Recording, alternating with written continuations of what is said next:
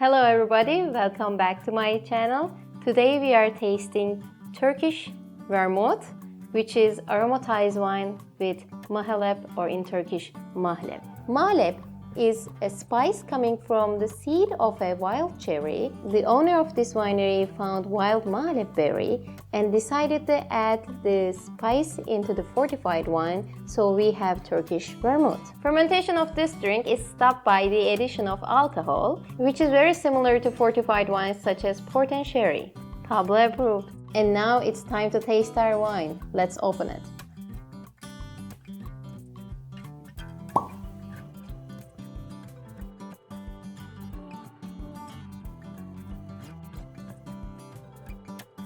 As soon as I opened the bottle, it smelled amazing.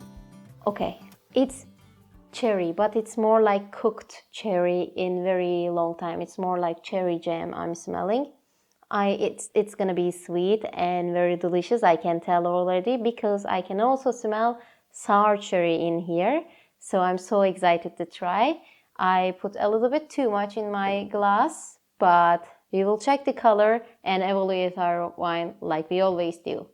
Alright, as you can see, this wine has very deep purple, brown, red color.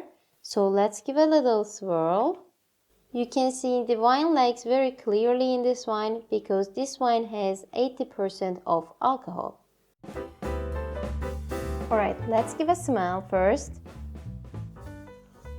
Oh, it's very strong, I would say. I can definitely smell Mahaleb in here, which smells like very soft but also nutty, I would say.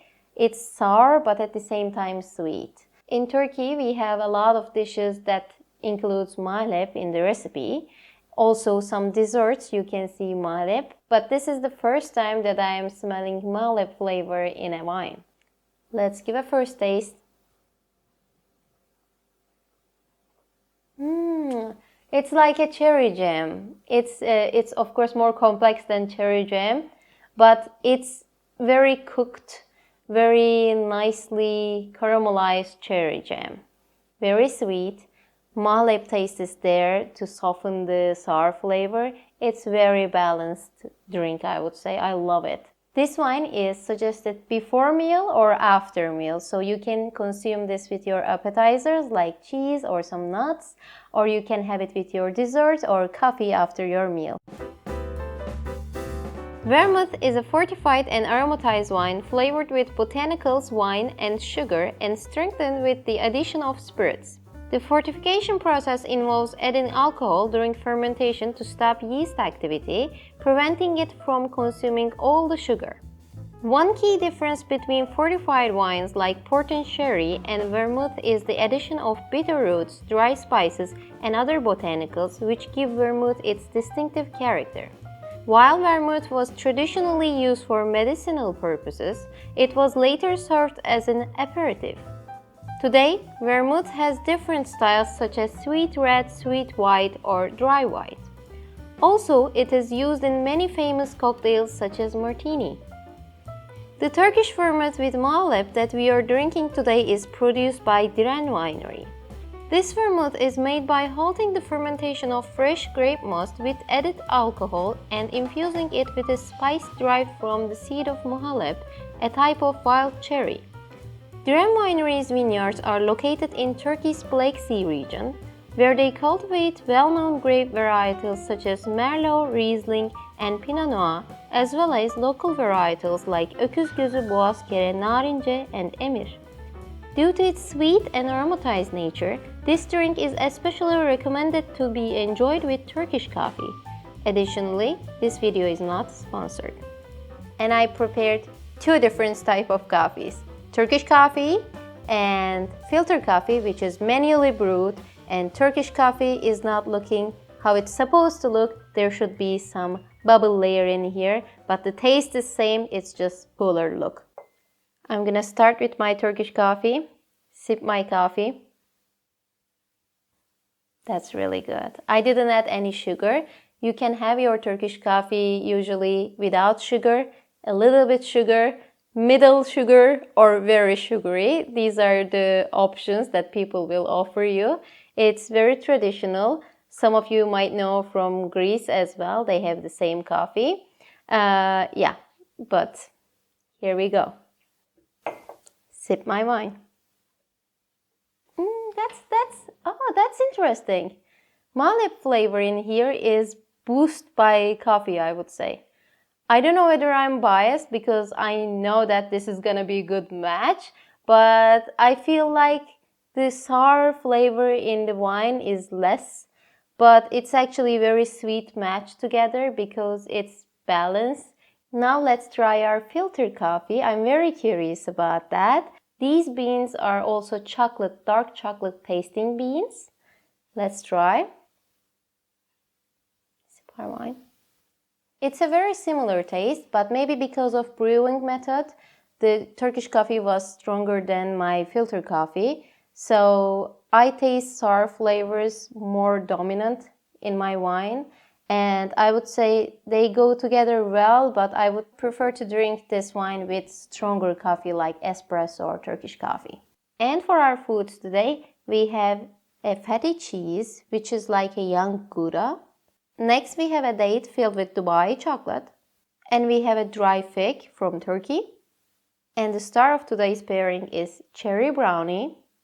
And my surprise for you for today is this weird ice cream, which has, I think, 5 ingredients, which is honey, walnut, cinnamon, ginger, black pepper, and ginseng.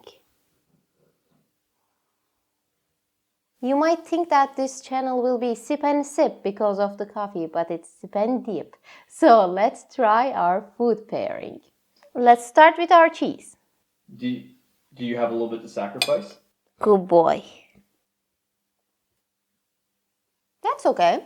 That's not something crazy. Yeah, that's the fat amount in this cheese is high. And the alcohol level in this wine is balancing well, this fatty. It's cleansing my palate.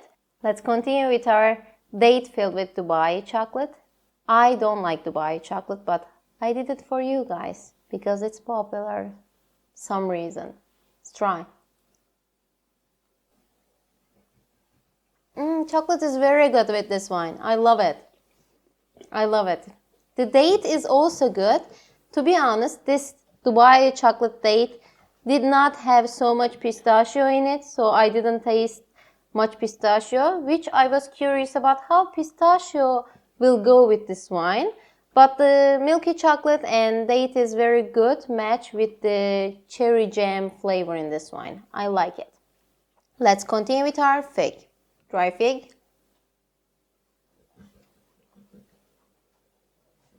I don't know how to describe this. It's good.